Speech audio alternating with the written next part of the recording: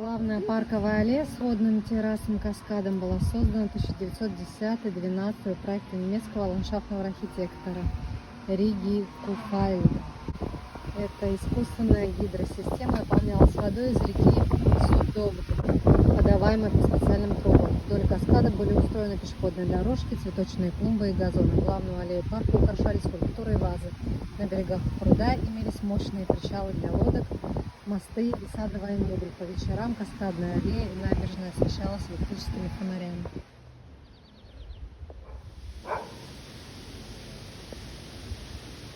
Усадьбы Муромцева.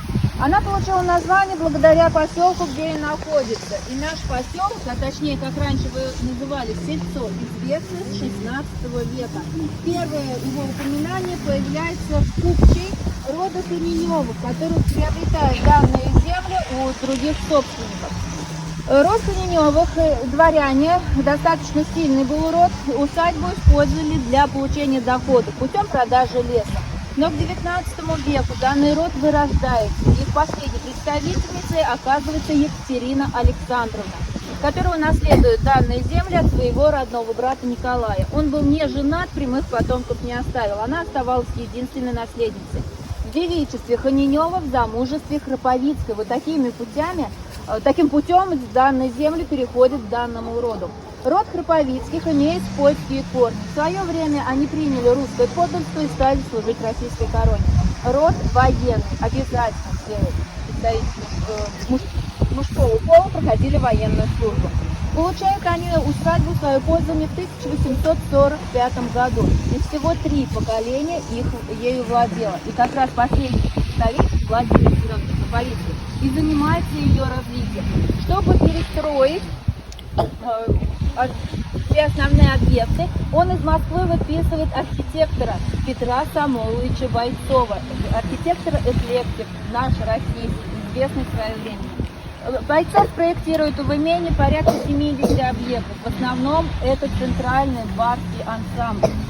И главный дом, также его творение. Его выстраивали в 2 этапа. По первому проекту это двухэтажная часть замка и хозяйственный блок. За основу берут в архитектуре замки Франции, особенно те, которые располагаются вдоль реки Луара. Главным украшением являлись выступающие объемы разной формы. И левая круглая башня была самая высокая, в ней разместили парадный вход, и когда хозяева приезжали, на флагштоке поднимали флаг. Но внутри замка места хозяину не хватало, и в начале 20 века пристраивается правая часть. Здесь уже за основу берут замки Шотландия. Эта перестройка 4-этажная, украшена навесными башнями, покрытыми черепицей и донжоном. Центральная круглая башня. Уже эта башня была самая высокая, и парадный вход переносит в правую часть. И посмотрите, донжон, 3-й этаж, большое окно, и над ним серая рамка. Разместили герб рода Храповицких. Герб рода Храповицких, 2 белые геральдические лилии, сплетенные на красном фоне. По внутреннему убранству. Полы 1-го этажа и камина были выложены мраморной плиткой. Начиная со 2 по 4 шел паркет. Большую часть комнат отделывали дубовыми панелями. Проходные вестибюли, настенная роспись, в основном это был цветочный орнамент, часть которого выполнили ученики школы Васнецова. Позже сделали и потолочную роспись. В основном балконы заказали в Москве художественной мастерской Августа Домашко. И по мебели у хозяина было только одно главное правило. Кто славился в производстве необходимого или считался модным, туда делали заказ. Вот даже на примере столового серебра. Его заказали в доме Фаберже, Хрусталь в императорском доме Санкт-Петербурга. Гостей у него приезжало очень много. Одних только бокалов для шампанского 256 штук было. Ну а внутри замка располагались большая и малая приемная, столовая, музыкальная комната, библиотека, бильярдная, буфет, кабинет хозяина-хозяйки, покои хозяина и хозяйки, гостевые спальни. И также 5 оранжерей, 2 закрытые, 3 открытые. По удобствам 8 ванных комнат, холодная горячая вода, канализация, отопление, электричество и телефонная связь. Владимир Семенович не только следил за модой, но он также увлекался и техникой. И все технические новинки, которые появлялись в то время, он приобретал для своей усадьбы. Ну, на какие средства все это выстраивается? Владимир Семенович известный лесопромышленник своего времени. Также он запустил кирпичный, стекольный и канифольный заводы. Доходы позволяли развить усадьбу. Но помимо этого, он также сделал в замке еще и проявочную комнату, увлекался фотографией. Но разрушение приходится после революции. Произошла национализация. В 18 году произвели опись имущества. Большую часть вывозят, небольшую отдали историческому музею во Владимире. А на основе замка в декабре 21 года открыли лесотехнический техникум. Изначально студенты здесь сразу учились и жили. Финансирования у них не было. Проводили аукционы. И то, что еще внутри замка оставалось, продавалось. Обучались здесь студенты до декабря 1979 года. В декабре месяце они его освободили, а в 80-е подписали два приказа. По первому, что замок отдают Владимиру Суздалю, музею-заповеднику, а исторически был наш база, музей. Предметы сохранились, а внутри была оживающая отделка. Но вышел второй приказ, по которому отдали тракторному заводу Владимирскому под противоавторий. Усадьба так таковая им была не нужна, смотрителя не было, воду с труб не слили, прорыв, сырость. И охранников также не было. Мародеров в 90-м годам замок разорили. А в 94-м и 96-м произошли поджоги. И в замке все перекрытия сгорели и обрушились. На данный момент внутри там только одна мраморная лестница сохранилась. Одним из главных украшений усадьбы являлся каскад прудов. Он начинался от замка и заканчивался барскими прудами. Основа каскада Петергоф. Владимир Семенович очень любил этот город, его частичку, ее переносит сюда. Водой наполнялась первая чаша с помощью водонапорной башни из речки Судогда, а дальше она перетекала через бортик во вторую, потом у нас под ногами, по стоку в третью, и опять как по ступенечкам уходила водоем. Барские пруды сделаны искусственно из небольшой речушки, притока речки Судогда. Каскад в Петергофе с Финским заливом заканчивается, значит у нас тоже должно быть красивое водное завершение. По проекту ландшафтного дизайнера эту речку искусственно расширили, и уже где вы обедали, раньше на этом месте стоял театр. Музыкальные вечера. Владимир Семенович устраивает теннисный корт, проводятся конные бега. Люди сюда приезжали отдыхать и получать удовольствие от пребывания здесь в усадьбе. Картошку выращивали, надобность, когда в них отпадает, забросили, зарастают яблоневыми кошками кустами. А барские пруды заболотили, на них стали разводить водоплавающую птицу, совхоз открыл птичники. И они отработали до 80-х годов.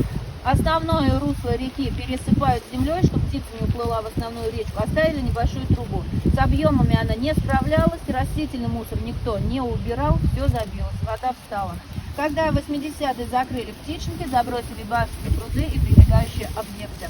А мы с вами сейчас двигаемся дальше. Александры Римской. Задумал Владимир Семенович ее выстроить еще в 1889 году. С одной стороны, была дань архитектуре. За основу взяли стиль неоготика, западноевропейский. В старинных замках есть хотя бы часовня на территории, а с другой стороны возникла практическая надобность. Усадьба развивается, много сотрудников, люди все верующие, а ближайшие церкви на расстоянии 4 и 6 километров. Крестьяне ходят пешком. Пока они сходят в церковь, пока вернутся, проходит большой промежуток времени, люди возвращаются уставшими. Трудоотдача у них не та, и в работе формировались простои. Владимир Семенович собирает пакет документов и отправляет их в епархию с просьбой разрешить построить церковь на территории усадьбы. Разрешение он получает, но в процессе согласования проекта, поиска места, строительство начинается значительно позже от намеченной даты. Но самое главное, Бойцов схитрил, он поменял архитектурный стиль. За основу взял русское узорочие, наш русский стиль, но подводит под основные правила усадьбы. И основу церкви выкладывают из красного кирпича, а имитацию резьбы кружева делают из белого камня. В церкви 3 входа с выносными крылечками, которые украшали белые резные колонны.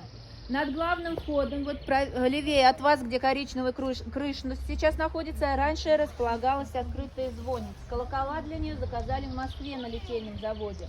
Сам купол, крышу покрыли сине-зеленой черепицей.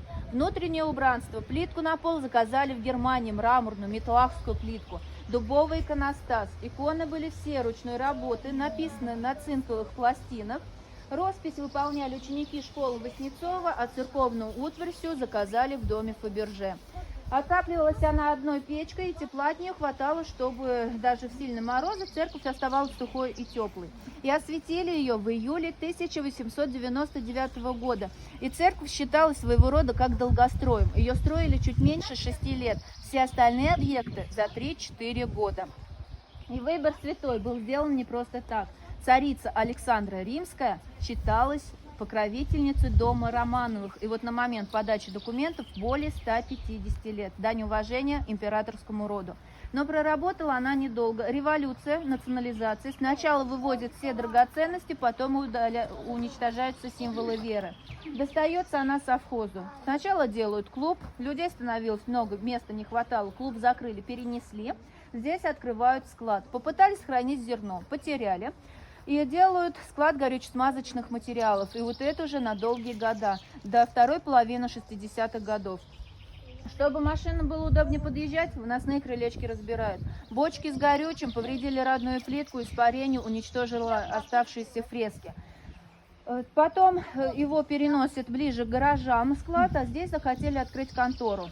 Камень пропитался горючим, невозможно было находиться внутри, и церковь принято было забросить. И только в декабре 1995 года ее вернули обратно в епархию, и потихонечку пошел процесс ее восстановления. Внутри церкви сохранилось немного родной плитки, все остальное было уничтожено. А правее от церкви деревянный домик стоит. Это приходской домик времен Храповицкого. Изначально он был двухэтажный, тоже выдержанный в стиле русского узорыча.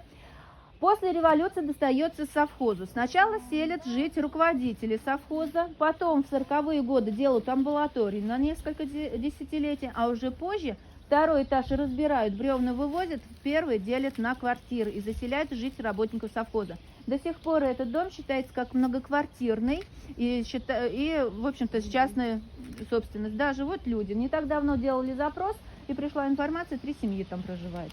Со стороны парка была сделана очень красивая ограда из живых тополей. И вот все широкоствольные деревья вокруг церкви – это тополя того времени.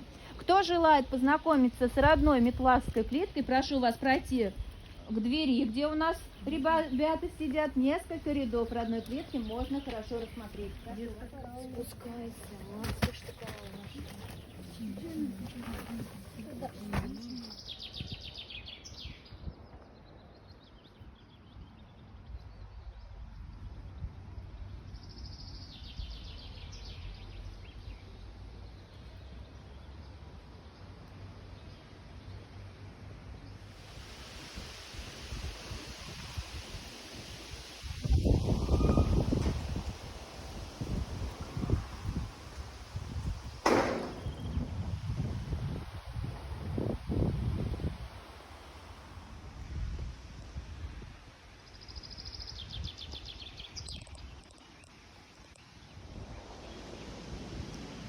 Поречье, где отработал более 30 лет.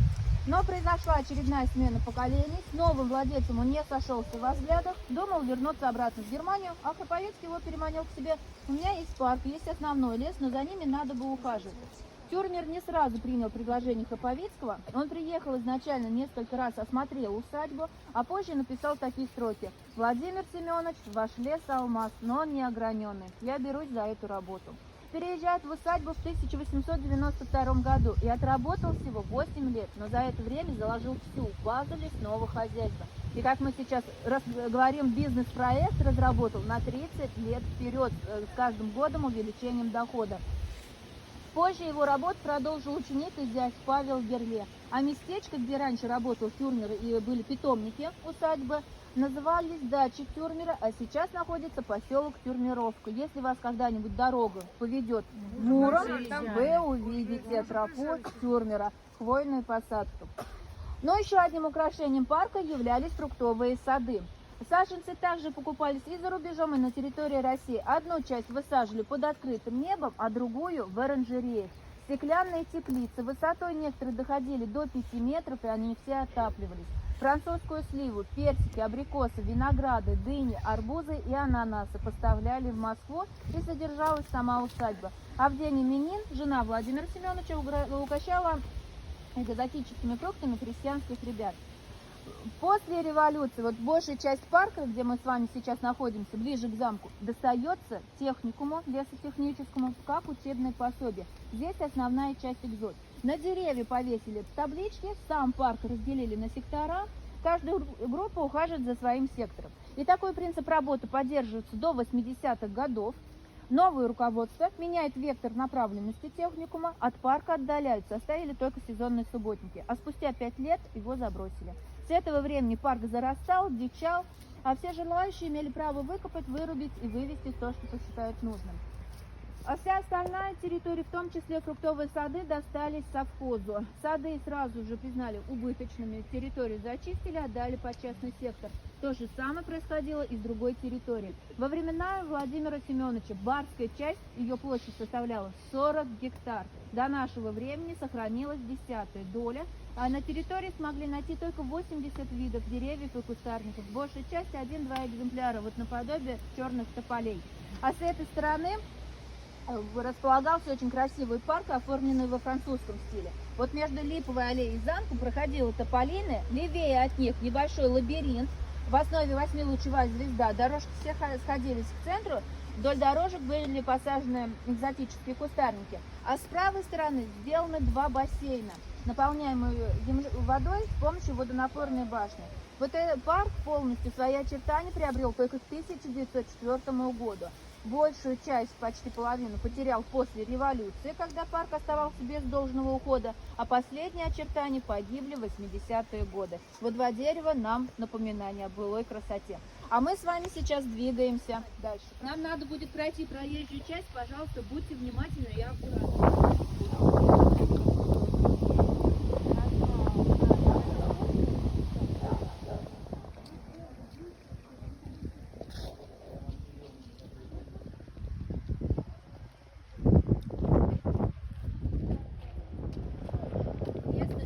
Хозяйственного. Но самое интересное, что в основе – рельсы. Владимир Семенович, чтобы решить вопрос по транспортировке грузов, выстраивает свою частную железнодорожную ветку протяженностью 41 километр, и она внедрялась в основную ветвь, соединяющую Владимир Нижний Новгород. Было 2 станции, одна вела к главным лесным складам, вторая к барской части. Но также рельсы использовали в строительстве в качестве несущей конструкции и во внешнем убранстве усадьбы. В украшениях пики и алебарды. Таким образом, Владимир Семенович подчеркнул древность своего рода. Но после революции новым владельцам забор мешался, его срезали, сдавали в металлолом. И ворота, небольшая часть забора, это все, что сохранилось от всего массива. А их и рельсы, и забор заказали в Германии на заводе Круппа. Сохранилось клеймо на рельсах, и также мы нашли подтверждающую документацию в архивах о том, что оплату доставки данного материала и монтаж. А мы с вами проходим. Его оформляют в форме каре. В центре располагался манеж для показа лошадей, его украшал памятник. По описаниям, это была дама, которая над головой держала рог изобилия.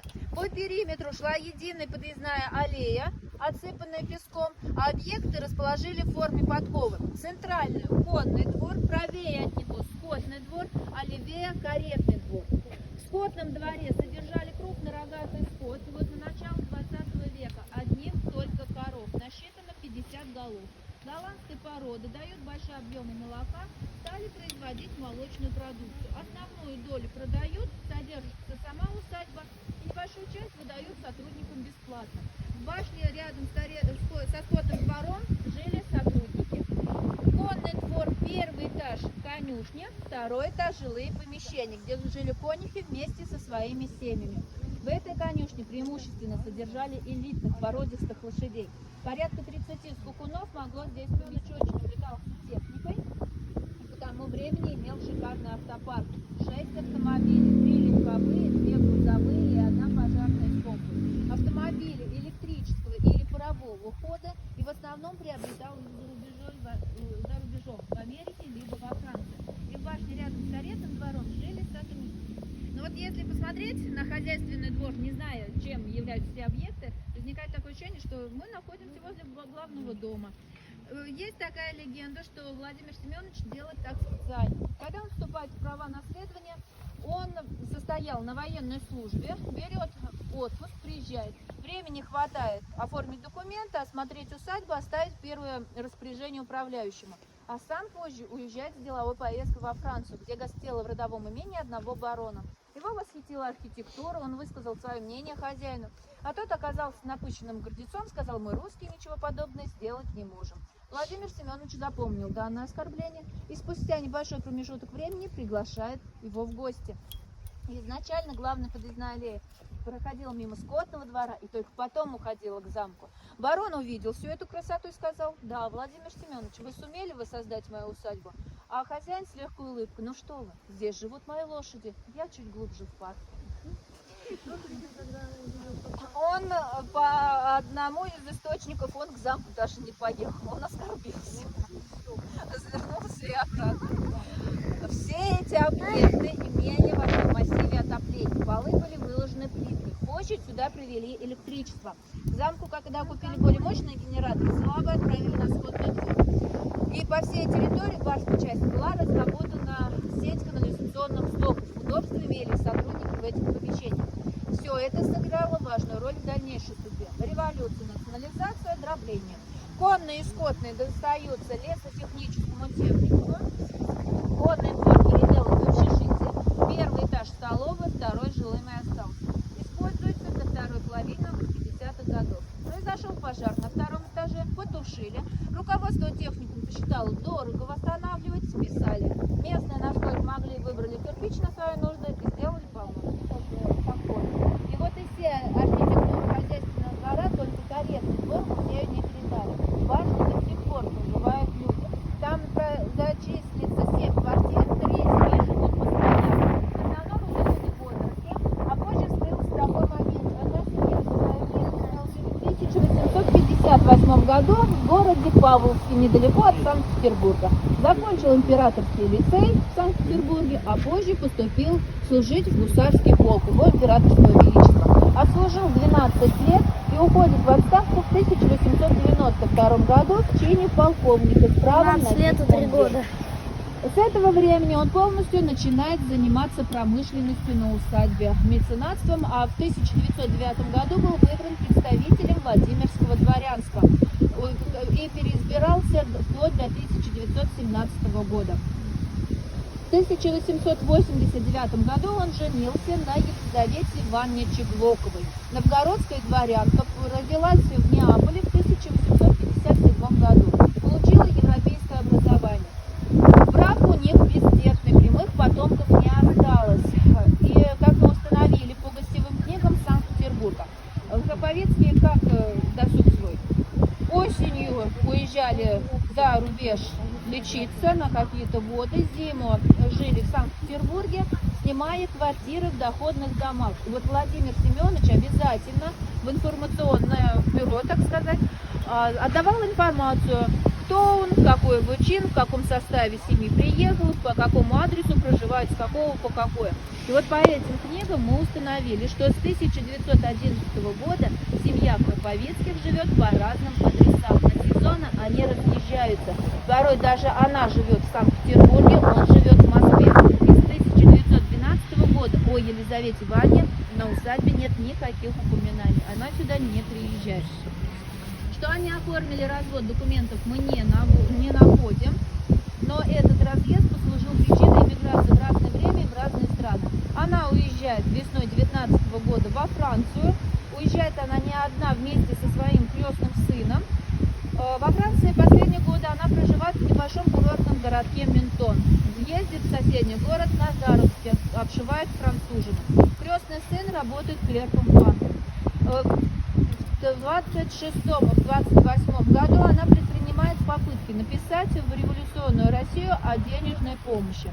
Помощи она никакой не получает и умирает в нищете в 1935 году. Во Франции есть такой порядок. Если хотите, чтобы родственник имел свою могилу, платите деньги. Концессия на ее захоронение была оформлена на 15 лет. По истечении срока деньги на счет не поступили, ее прах перенесли в общий склеп.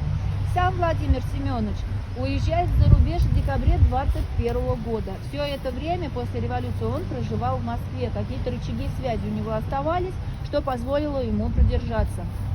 А сам он уезжает в Германию, в Висбаден, где несколько раз поменял отели от лучшего к худшему и умирает в отеле Портунг в июле 1922 года. Ему 64 года, причина смерти указана сердце. Но самое интересное, что в документах стоит запись, что он разведен. Скорее всего, развод произошел после эмиграции, уже за рубежом. Ищем такую вот информацию подтверждающую. У Владимира Семеновича в усадьбе была очень хорошо развита промышленность. Одних только лесоперерабатывающих предприятий было 12 штук. В процессе одного года национализации октября 17 года по октябрь 18 живых осталось 4 лесоперерабатывающих предприятия. До нашего времени ни один из заводов не сохранился. Все уничтожено. Также была создана вся комфортная инфраструктура для проживания сотрудников. Это и магазины, это и школы, музыкальная школа для музыкально одаренных мальчиков, общественные бани, почта, телефон, телеграф, транспортное сообщение.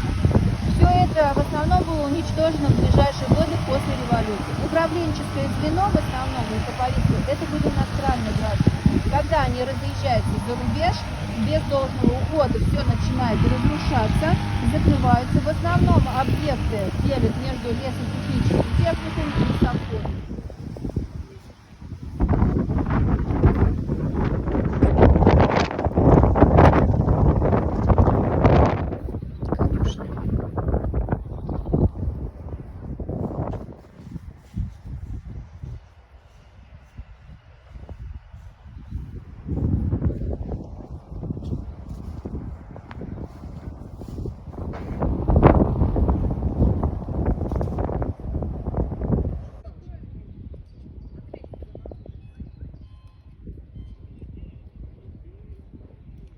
Внутри конюшни.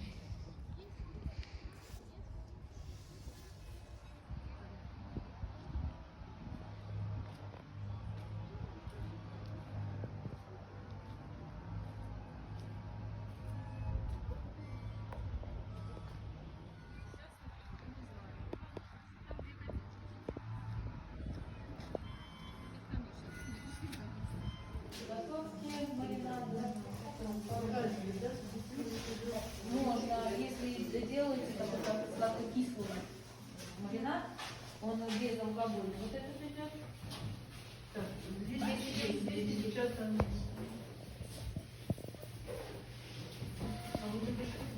Это не очень счастливый. Главный дом, контора, Театр. Это где мы кушали. да, это был когда-то. 4-е каскады. Купальник где? Вот 5-е запасной дом. 6-е Купальник. купальня. 7-е лодочный сарай. 8-е скотный двор. 9-е конный двор. 10-е водонапорная башня. Так, еще не обозначен храм, вон он стоит. Здесь вот были музыкальные вечера через речку.